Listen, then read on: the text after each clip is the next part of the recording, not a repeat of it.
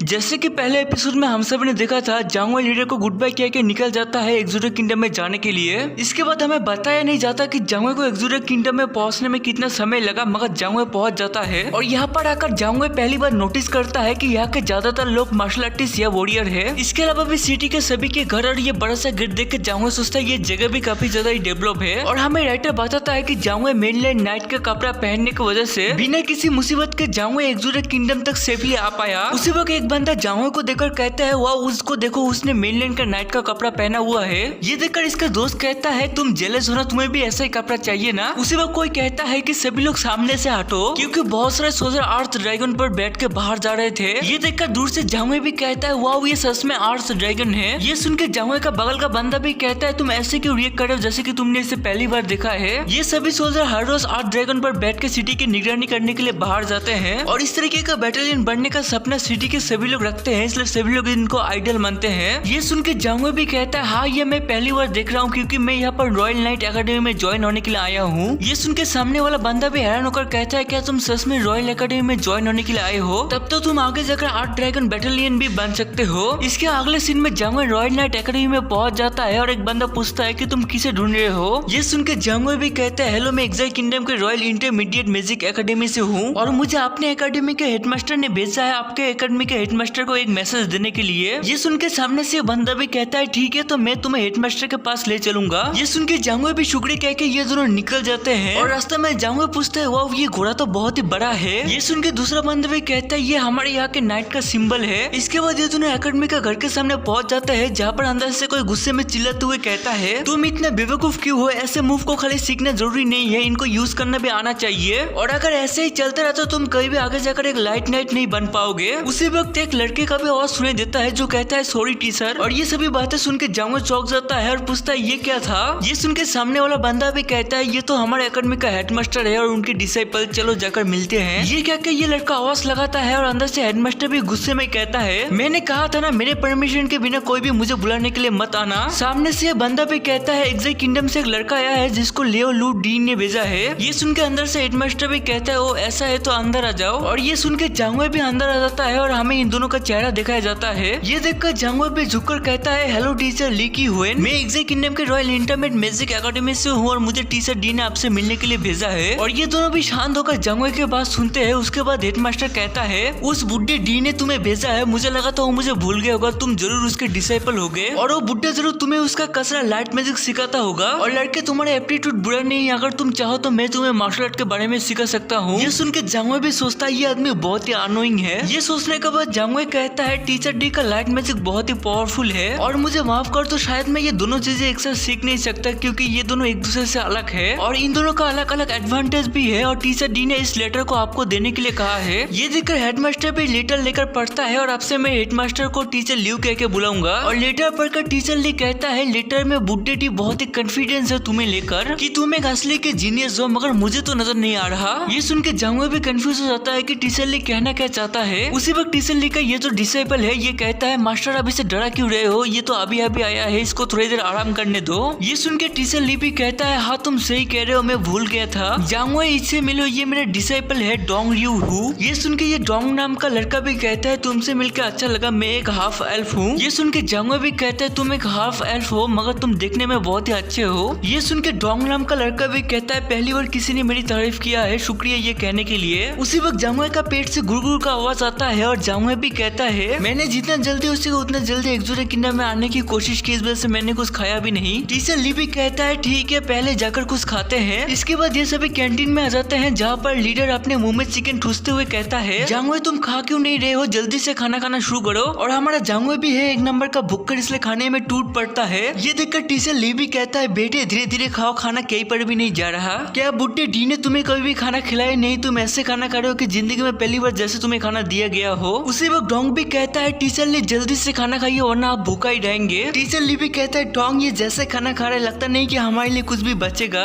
इसके बाद टीचर ली कहता है जांगवे आपसे तुम लेफ्ट साइड का जो घर है वहाँ पर डोंग के साथ रहोगे, क्योंकि बुड्ढे डी ने कहा है तुम्हें आधे साल के लिए ट्रेनिंग देने के लिए, क्या तुम ये सह पाओगे? ये सुन के जांगवे भी मुस्कुराकर कहता है कोई बात नहीं मैं कर लूंगा। ये देखकर टीचर ली भी कहता है क्या कॉन्फिडेंस है, मुझे पसंद आया। इसके बाद इन सब में बहुत सारे बातें हुआ और इन बातों में जांगवे को पता लगा कि टीचर ली अभी के लिए लाइट नाइट पे है और डोंग अभी के लिए अर्थ नाइट है और इसका सिल्वर कलर का बाल इसका प्रूफ है कि ये एक हाफ एल्फ है। मगर डोंग का जो तीरंदाजी का स्किल है उसको इसका एंसेस्टर से मिला है जो इतना पावरफुल है कि टीचर लिबी इसको इसमें हरा नहीं सकता। ये सुन के जांगवे कहता है तुम बहुत ही कमाल के हो, अगर तुम मैजिक के बना हुआ तीर कमान बना सके तो तुम्हें कोई भी नहीं हरा सकता। मगर ये सुन के डोंग मायूस हो जाता है जो देखकर जांगवे भी कहता है क्या मैंने कुछ ऐसा कह दिया जो मुझे नहीं कहना चाहिए था। ये सुन के टीचर ली कहता है तुमने गलत नहीं कहा, तुमने जो कहा तुमने सही कहा। अगर तुम यहाँ पर नहीं आते तो मैं वैसे भी कुछ दिनों बाद डोंग को बुड्ढे डी के पास भेजता मैजिक सीखने के लिए, मगर तुम यहाँ पर आए तो तुम एक दूसरे से सीख सकते हो और मैं तुम्हें मार्शल आर्ट के बारे में भी सिखाऊंगा। ये सुन के जांगवे भी कहता है आप चिंता मत करो ब्रदर डोंग, और मैं आपको और टीचर डी को निराश नहीं करेंगे। और इस दिन के बाद टीचर डी हर दिन जांगवे को पुशअप, सेटअप्स और 5 मीटर का दौड़ लगाने के लिए कहते रहे। और जांगवे के थक जाने के बाद भी टीचर ली कहता है तुम बहुत ही आलसी हो, जल्दी जल्दी दौड़ लगाओ। और दूसरी तरफ डोंग मैजिक यूज करने की कोशिश करता है जिसको जांगवे ने सिखाया है। ये देखकर जांगवे भी कहता है हाँ तुम सही कर रहे हो, कोशिश करते रहो। और ये कह के जांगवे मनी मन सोचता है कि मैंने इसका तीरंदाजी का स्किल देखा है जो कहने में बहुत ही खतरनाक है, क्योंकि ये अपने सिर्फ नजरों से 800 मीटर के अंदर एक छोटी सी तितली की लेफ्ट साइड के पंख पर एक्यूरेटली एम कर मार सकता है। और इसके बाद ऐसे ही 1 महीने गुजर जाते हैं और शाम के टाइम पर ये दोनों घूम रहे थे। उसी वक्त डोंग को देखकर एक लड़की कहती है कि बड़े भाई डोंग, और ये लड़की कौन है ये हमें अगला एपिसोड में पता चलेगा, क्योंकि आज के लिए इतना ही, मिलते हैं अगले एपिसोड में।